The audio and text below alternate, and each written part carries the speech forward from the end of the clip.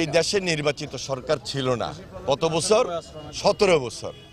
এই 17 বছর জঞ্জাল আমাদেরকে পরিষ্কার করতে হবে, 17 বছরের আবর্জনা বর্জ্য আমাদেরকে পরিষ্কার করতে হবে। এবং যেহেতু এখন আমরা নির্বাচিত সরকার, তারেক রহমানের নেতৃত্বে সকল কাজ সকল ডিপার্টমেন্টের সহিত সমন্বিত করবই। পাশাপাশি যারা দখল করে আছেন, যাদের বিশেষ প্রয়োজন সহযোগিতা করার, সকলের আন্তরিকতা সহযোগিতার মধ্য দিয়ে আমরা এই যে একটা দেশপ্রেমিক সরকার হিসাবে জনগণের স্বার্থে জনগণের পাশে থেকে কাজ করা, সেই কাজগুলো আমরা হাতে নিয়েছি।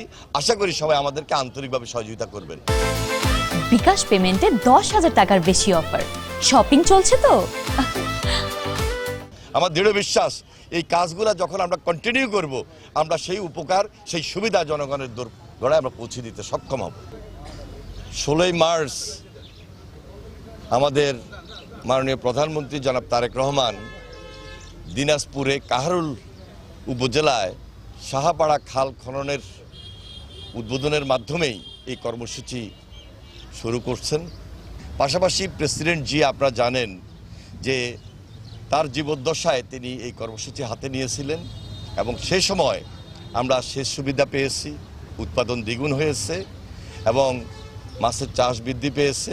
সব কিছু মিলে আমরা এলাকাটাকে স্বনির্ভর এলাকা হিসাবে করতে সক্ষম হয়েছি।